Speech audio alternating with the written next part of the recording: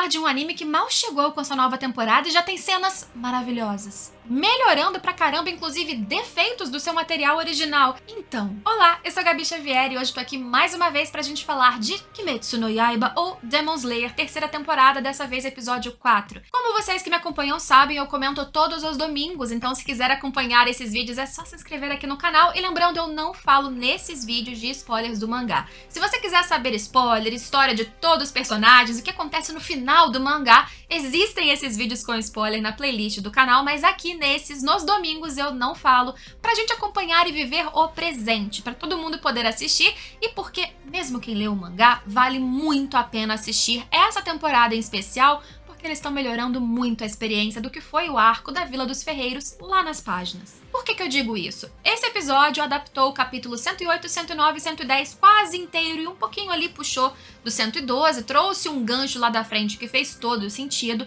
e além deles melhorarem o ritmo, a apresentação, fazerem essas reorganizações de fatos que fazem sentido, eles estão fazendo acréscimos que não são de acontecimentos em si, nem de filler, nem para aumentar o tempo. Eles estão trazendo sequências no meio dessas lutas que foram suprimidas, que não tinham no mangá e que tornavam um momento cheio de ação extremamente confuso. Eu já defendi esse arco aqui em vídeo, inclusive, eu gosto dos acontecimentos e algumas das principais coisas e reviravoltas da história estão exatamente nesse momento, neste arco mais à frente. Mas é fato que, como a gente tem nessa hora de abertura vários microfocos de batalhas diferentes com dois demônios, sendo que um se subdivide pelo menos em 4, a coisa fica confusa se não é bem explicada. E o anime se aproveitou exatamente do fato de ser o produto final de Demon Slayer e preencheu essas fraquezas. Então a gente não tem só uma animação que tá cada vez melhor e tá cada vez melhor. Pra mim, é principalmente o como eles fizeram acréscimos no roteiro, tem um olhar da direção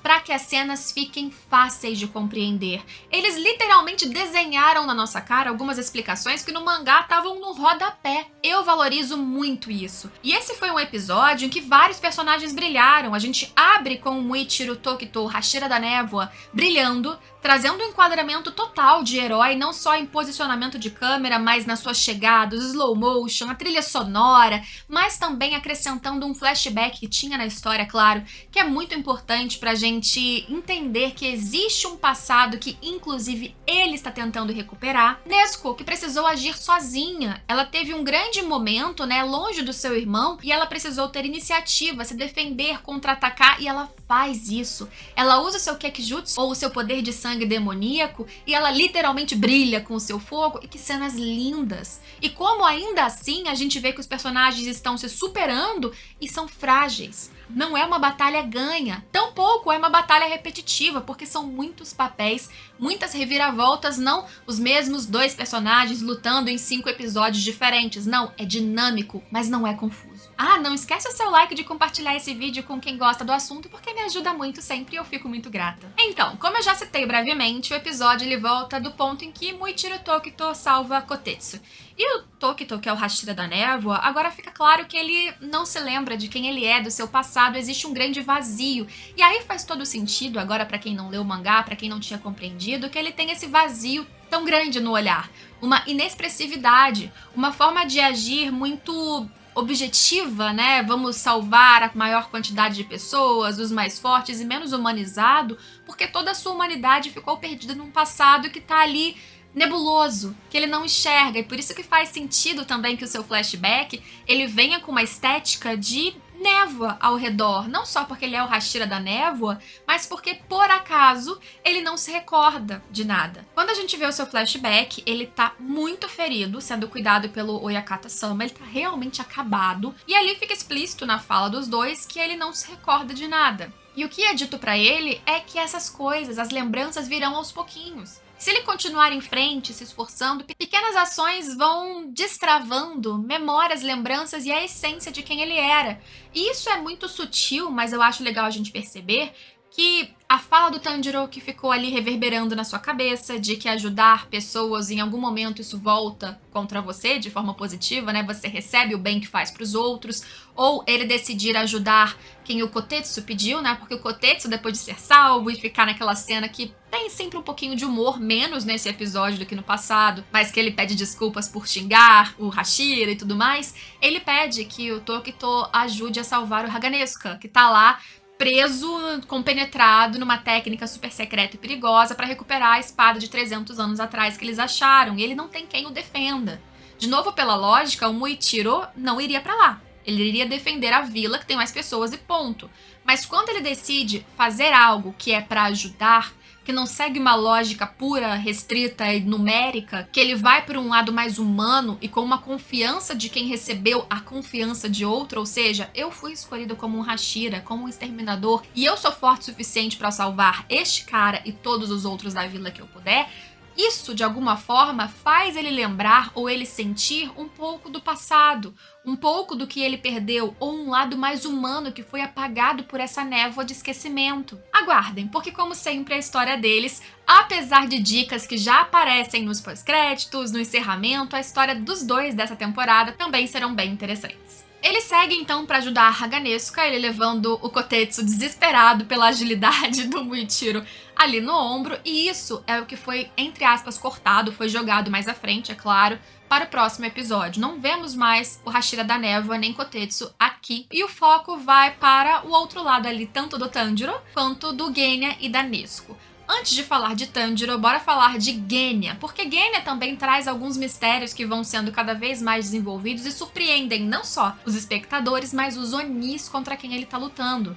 Porque não teve o rolo do Genya que perdeu o dente, mas não perdeu o dente, e que tá escondendo alguma coisa? Então, o irmão do Hashira do Vento, ele tem alguma habilidade sensacional de recuperação do seu corpo, ou pelo menos de resistência, que ninguém ali consegue entender, é uma coisa realmente sobre-humana. Ele não é um demônio, senão todos ali teriam percebido que ele é um demônio, então vamos tirar isso da caixinha, mas ele recebeu um golpe fatal. Ele foi golpeado pelo demônio ali da tristeza num órgão, ou seja, algo vital, e primeiro acharam que ele não tinha morrido porque ele fez tal como todos os exterminadores aprendem, comprimiu bastante os seus músculos, porque ele tem controle absurdo do corpo, e ele não sangrou. Só que depois que arrancam aquilo e ele sangra pra caramba, ele reza ali, faz um mantra, um sutra que chama, né, uma oração, e ele consegue ter uma velocidade incrível para alguém que estava sangrando a ponto de morrer.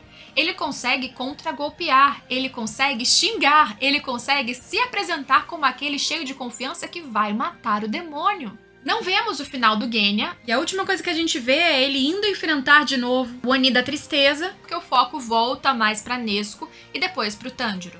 O Gyoko tá produzindo aqueles ataques em massa, são os seus minionzinhos, os peixões que tem um vaso em cima da cabeça, que estão atacando, como a gente viu no final do episódio, o gancho final, atacando a Vila dos Ferreiros. E nossa, eu amei essa cena final, quero comentar sobre isso, guarda aí o comentário. Mas o Gyoko ainda não é o desafio principal, ele tá fazendo aquele ataque em massa, ponto. Quem a gente mais tá vendo atacar é a Lua Superior 4. Essa Lua Superior se subdividiu e ficou mais forte. Só que como o Tanjiro percebeu logo no começo desse episódio, 4 é a subdivisão máxima de força, vamos dizer assim, em que este demônio se subdivide em 4 emoções básicas: alegria, prazer, tristeza e raiva.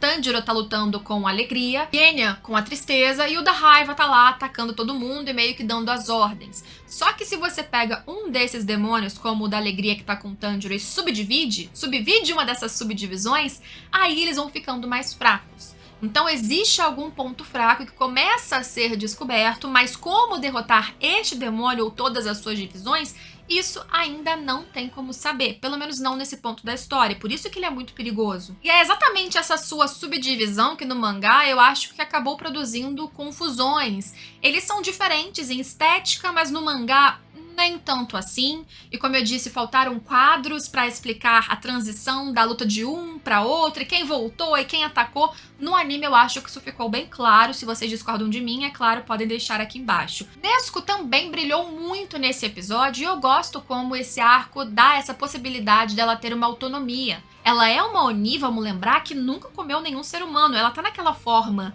que quase perdeu o controle no arco do Distrito da Luz Vermelha, por isso o Tanjiro tava muito receoso dela liberar essa forma, vamos lá, entre aspas, completa da sua demônia, mas ela ainda assim não teria, por exemplo, o cheiro de um demônio fortão, de uma lua superior, que matou, engoliu, consumiu uma infinidade de pessoas. Isso, inclusive, que constrói um demônio muito forte, a capacidade de derrotar e consumir tantas vidas. Ela não teve isso. Ela é uma demônia noobzinha, ou deveria ser, porque mesmo assim ela consegue se defender e até produzir ferimentos bem graves. O que aconteceu foi que ela estava ali tentando se defender do demônio da subdivisão do prazer, que estava meio que brincando com ela, não dava um golpe final, até que, enfim, chega um momento no episódio em que ele dá um chutão que ultrapassa o seu abdômen e, pela lógica, como eu estava dizendo, ela, uma demônia nem tão forte assim, pereceria ou seria fraco o suficiente para que ele arrancasse os seus membros todos e viesse o outro e colocasse o báculo, desse um choque, pronto, fica imobilizada.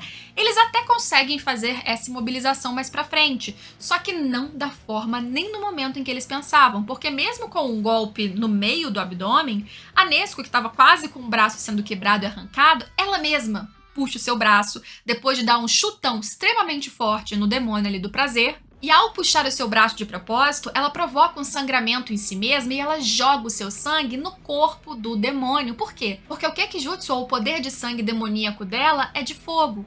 Um fogo que, vamos lembrar, em seres humanos não produz dano nenhum. Nos seres humanos, produz cura, até mesmo de venenos, como a gente viu na temporada passada. Nos Onis, é extremamente grave, produz ferimentos e é forte.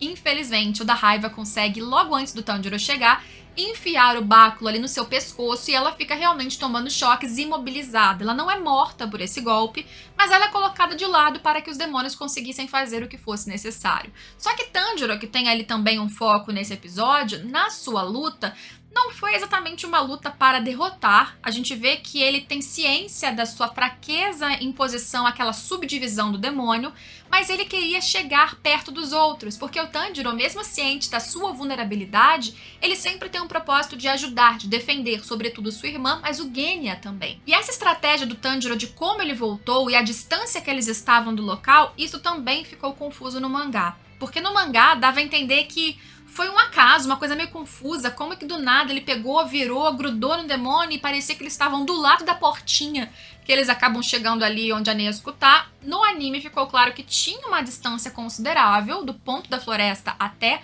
onde eles chegaram depois, e que o Tanjiro foi conduzindo todas as coisas e percebendo o seu inimigo para aí então criar uma isca em que ele pareceu fugir, para que o demônio fosse atrás dele e ele, acreditando na leveza do demônio, ele produzisse um golpe que fizesse um impulso, jogando esse demônio no ar junto com ele em direção aonde ele queria chegar. Não só isso, quando eles chegam no local, ele é rápido para cortar a perna desse demônio, já pensando que a perna poderia ser um escudo contra golpes de outros.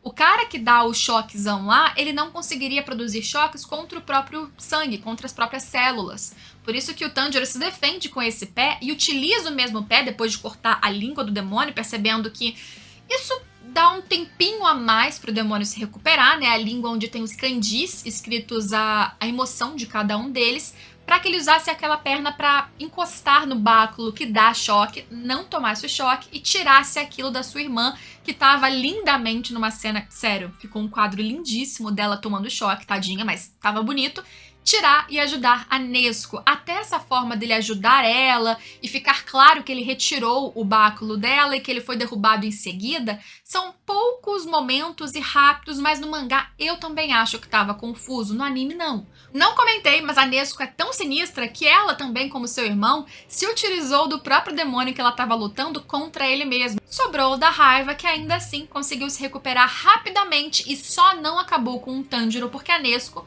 que tinha sido salvo pelo irmão, segurou o seu báculo tempo suficiente para que não desse o golpe fatal no próprio irmão. Não adianta muito porque os irmãos acabam o episódio desacordados, porque o demônio lá que a Nezuko tinha isolado voltou e ele utiliza esse golpe que tem uma pressão absurda contra os dois e eles acabam desacordados no final do episódio, lá no subsolo, sem perspectiva positiva de saírem dessa situação e fica esse gancho, esse sofrimento para o próximo episódio.